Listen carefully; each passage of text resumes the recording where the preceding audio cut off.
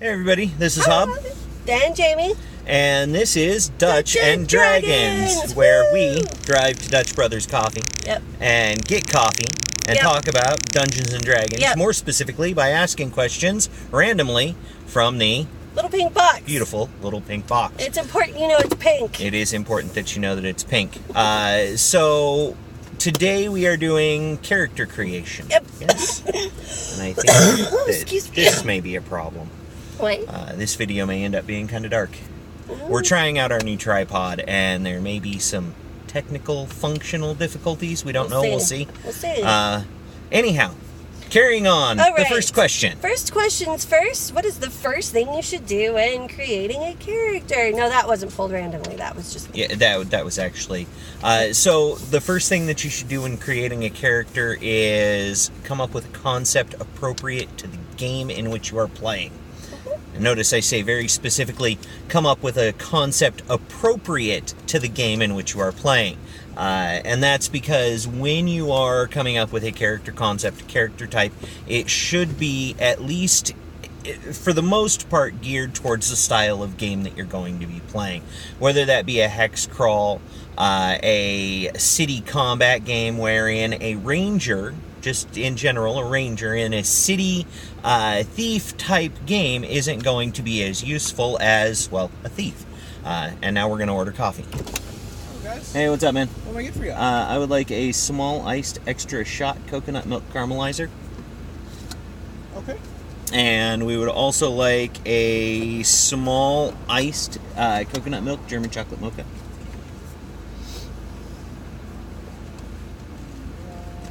You said coconut milk, right? Yes. Yes. Anything else? No, that's it. All right. Are we doing a cash or card? Card. And I'm going to roll forward here. Yeah, no problem, man. Yeah, the second one, it didn't have that shot, right? No, it did not.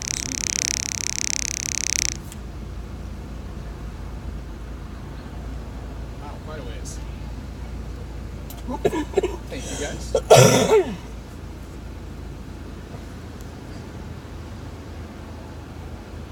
There you go, man. Have a splendid rest of your Thank day. you, you as well. I would agree with that, but I would add that I would come up with a couple of different character ideas. Like, have 2 or 3 in mind. More than one. More than one. More than one. More than one. At least one, but more than one. Mm-hmm. All right, next question. Starting on the box. Okay. First question from the box is... what is the best way to generate stats? Ooh, now see, that's a tough one because that's going to depend a lot on the style of gameplay and your game master. Yeah, who your game master is. So there are essentially 3 or 4 ways, depending on how you look at it, to generate stats for a Dungeons and Dragons character. You can roll dice. As prescribed in the book, it's either 3d6 or 4d6. When you roll 4d6, it's dropped the lowest. Everybody has their own variation on it. The next one is a standard array. And the standard array is basically just a very specific set of stats that everyone uses and arranges how they want. And then there's a modified standard array, which is a slight variation on the standard array with slightly higher numbers in the array. And then last, but not least of all, is the point buy. And the point buy is confusing. I know. I was like, I don't like the point buy just because it's kind of... because you don't straight up buy your stats point for point, so it's not like you spend 1 point per point in your stats. There's actually a cost weight, so the stats come out very close to the same as if you're using a standard array. For me, I like rolling. Everybody loves rolling dice. I love rolling dice, so I like to roll. But when we're doing, like, if I'm going really rapid, a lot of times I'm making, like, pre-made characters, or I'm doing, like, a lot of NPCs. I'll just use the standard array just because it's fast, it's down, it's dirty, it's simple. I like a modified version of rolling, where you do 46 and re-roll 1s and 2s and drop the ones. But most of my games, I tend to push towards a much more heroic type game, so stats have to be higher. I also really like the modified standard array, which is just, I think, 1 point higher. Okay, get her. What's up, Hey, Pam? how's How it are ya? going? Good. Hey. Hey, good. Cool, thank you. Yeah. Yes. Looks all like fresh. Cool, that was your caramelizer, and this is your German chocolate. Excellent. Yay. Thank you Yeah. much. I'm stealing your pink straw. All right. Cool, Have a thank great you day, guys. You too. Bye. I'm stealing your pink straw. This is my pink straw. All right. So anyhow, There's so nobody coming on I that like side. the Totally blind trying to get out of here. I like the modified. See? Ooh, We yeah. bobblehead. We do. We bobblehead. You're right. When we are This is really shaky. when we It's are like, mobile, this is really it's shaky. like bad shaky cam. There needs to be monsters in our car now. All we get is the claw. The claw. The claw. All right, we're gonna park so Okay. you all are bobbing along. Okay, so anyhow, so I like the modified standard array, which is basically all of the stats are just bumped up by 1 point. So your highest stat is a 16 instead of a 15, and that's really kind of it. So But that's those all are I our got. preferences. Those are our preferences. All right. Wow, this I ripped them this time instead of cutting them. They were like crazy. All right, what is your favorite tool for helping your players flesh out their characters? I think I've mentioned mine like 500,000 times by now, which is to tell them to go take normal Facebook stupid quizzes as their character to kind of get a feel for them. There are a wealth of tools that I like to use. I think, though, that probably my absolute favorite is in Xanathar's Guide to Everything. And what it is from way back in the day, back in the early days of Cyberpunk Wow, that's 2020. a lot of ways. That makes you sound like And, your grandpa playing. Close enough. Anyhow, so back in the day, Cyberpunk and Shadowrun both included character background role tables. Xanathar's Guide has a very similar table that is used for generating family relationships and past events and things like that without going overboard. But they really can help you define your character. Even just reading through them and picking the things that you think would fit with your character is a great way to go. Yeah. All right, next question. Dun, dun, dun, dun, dun. How do you handle it when more than one person wants to play the same character class? For me, that really depends on how many players I have. If I have enough players where the party will support it, allow it. Especially since a lot of these classes, their subclasses are so wildly different that I say play the same class, make sure you pick different subclasses. So you can both be clerics, but I don't want two light clerics. Right. So I'm kind of the same way. Although I'll allow two people to play the same character. Usually, one or the other will realize that their classes are the same, and getting your players to talk to each other before they start creating characters usually prevents this whole issue from happening. No books for the first 5 minutes. No books for the first 5 minutes. Talk about your character concept, not just what class you're going to play, but what subclass. Yep. Because Next. that's important. Question. Ooh. Should I, as a DM, limit the the class/race options available for my campaign? Sure, if you want to. Yeah, I mean, absolutely. like, there's nothing. I don't think I have anything against that, as long as there are enough options that the players are engaged, and So, here's the thing: the Dungeons and Dragons game system, and most game systems that include a large quantity of content, are not optimized. Which is to say that not all of the content plays nice with the other content. So it's perfectly okay for you to say, I'm only allowing these classes or classes from these books, and only these races are available because that's the way my world is. or because that's the works. way the region of my world is. And then when you go to a completely different region, you play an entirely different subset of classes. So yes, it's absolutely okay for you to make those restrictions and to make those determinations ahead of time. Yeah. How much background is too much? I'm going to use Wellesley. Wellesley is Wellesley. probably the best example of a character with too much background. One of our players came to the table with a character named Wellesley. Wellesley Is great. fantastic character concept. Mhm. I said, hey, give me a little bit of background. We got like 2 typed pages. It was roughly 2-ish pages in, mono space. So it was great. single spaced, not double spaced even, but it was about 2 full pages of background story. Like, he knew this character.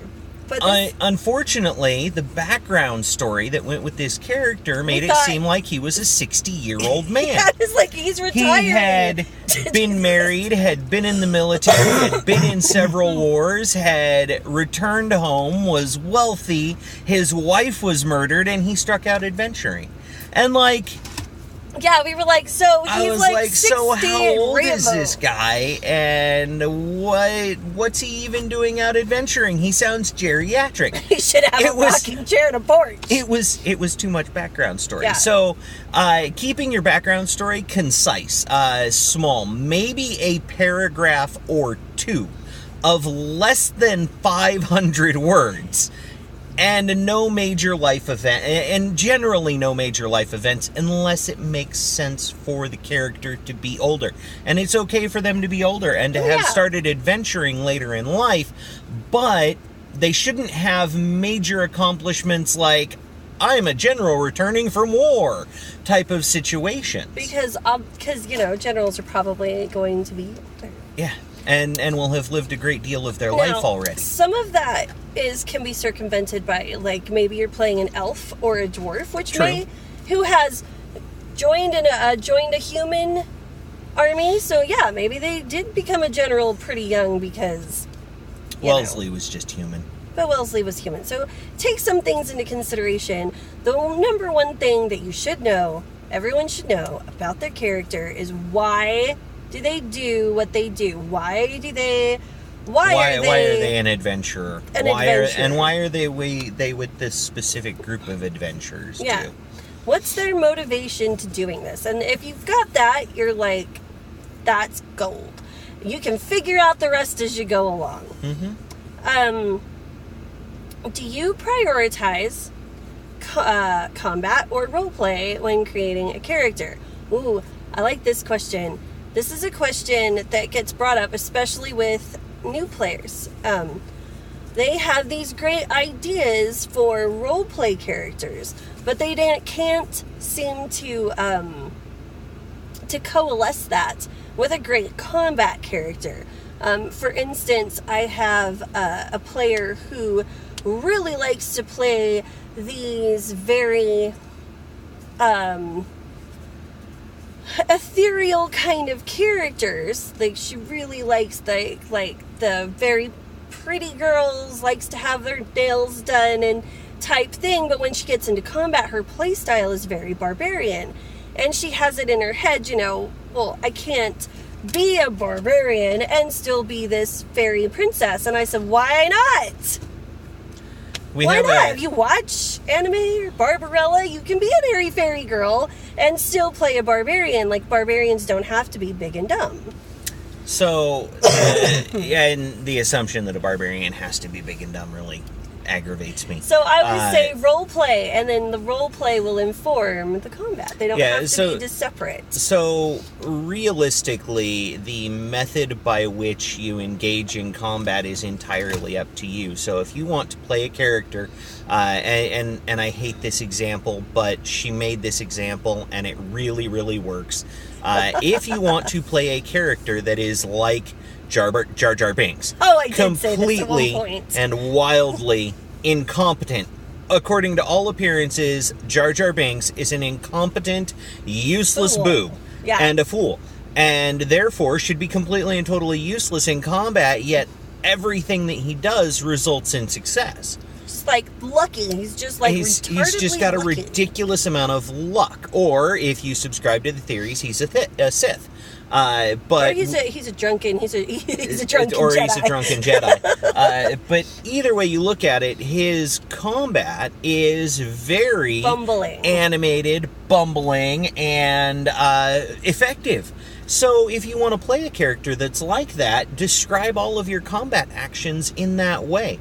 Add the flavor. You don't just have to take your sword out and slash it.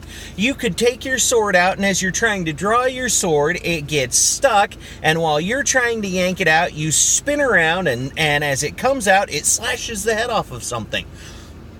It's a completely and totally different combat mechanic, so they don't have to be separate things. Yeah. The combat mechanics are all in how you describe them. So a critical success could look like a complete and total accident. Mm-hmm. It could look like a bumble.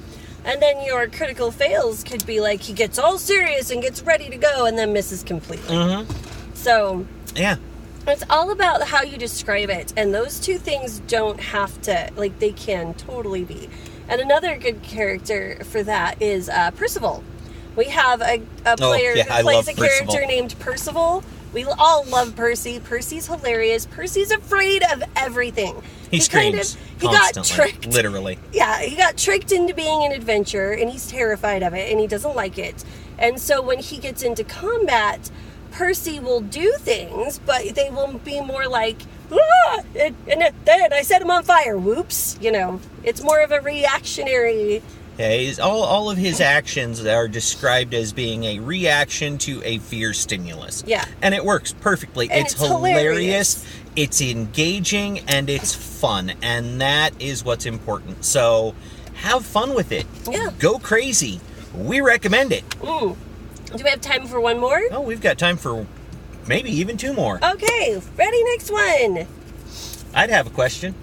You'd have a question? I'd I'll have have a a question question. as well. You're having a question, I'll have a question. What should a well-rounded party look like? Ooh, I like this question. All right, so a well-rounded party should contain a tank, a DPS, a utility, and a healer. Four things. They're not that hard. You can have extra tanks, you can have extra DPS, and you can have extra healers, and you can have extra utilities. But you should have at least one of each of those. And your healer and your utility can often be the same person. Sometimes. But you can put them together in all sorts of ways. But Yes. after you get kind of this idea of making really good characters, then you need to move on to making really good parties. So when I say a tank, I mean someone who is capable of engaging the enemy and holding their attention. Meat shield. And when I say DPS, I'm talking about wizards and rogues, because wizards and rogues put out a lot of damage really, really fast, but they're very, very mushy. And then your utilities are cannons. usually things like bards, rangers, things like that. They give you an advantage in ranged combat. I love a good bard. And alter the flow of battle through advantage and things like that. And then you have your healers, which are and druids are also utility, very much so.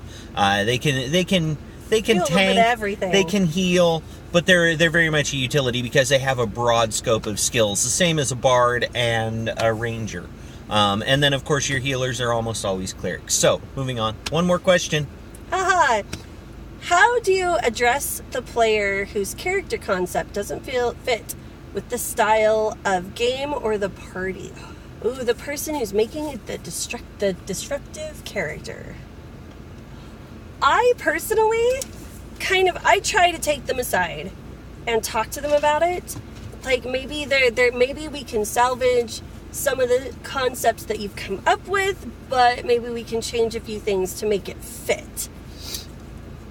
Most of the time, this I feel is because they either don't want to fit in the style of game or in the group, like they want to play the misfit character, or they don't really understand the concept that has been presented to them, and you need to readdress that. So you have to talk to them talk to them about their character concept, and maybe it's something, maybe you don't entirely understand their concept as well. So have that conversation with them, get some more information about it, talk with them, work on making their concept fit. If it just doesn't fit in the game, like they want to play the cybernetic human in your fantasy campaign when there's no such thing, I mean, you know, that's not something that you can really fix. That's something you're just going to have to move past, unless you want to let them play a Warforged, and that's about as close as you're going to get. Yeah, I think that one's kind of a hard, especially since it's not as hard if it's just the misunderstanding, and a lot of times it is. So you explain it to them, and they go, oh, yeah, this isn't going to work out the way I wanted it to. Here's this other concept. When they're purposely trying to set themselves apart from the party, like to play that misfit character, I a lot of times won't fully discourage it, but I'll say to them, you have to understand that by doing this, you are going to possibly alienate yourself from the other players, which is going to make your life in the game a little harder, and your character has to have a reason to be with them. Because I am not going to come up magically with reasons for your character to be with this party. Right. So if the party is picking on them and they don't want to be around, I am going to just kind of like let that go. Like if they oust you, they oust you. Yeah. You know, that's part of their player agency. So you're going to have to, you can be the misfit character, but also realize that you have to work within the group to some extent. Yeah, absolutely. So that's all the time that we have for today. We thank you very much for joining us. We hope you like what we're doing. If you do, please make sure to click the like and subscribe down in the stuff below and near the description. That's where it's at. And of course, leave us comments, questions. What are we doing next week? I don't think we actually talked about that. We didn't actually talk about that. We should pick a topic. We should pick a topic. World creation. We're answering questions about world creation next week. So world building is a topic for next week. Yep. If you have any questions, leave them in the comments below, and we will add them to our box. As always, thank you for joining us, and we'll see you next week. Have a great day. We'll see you next week.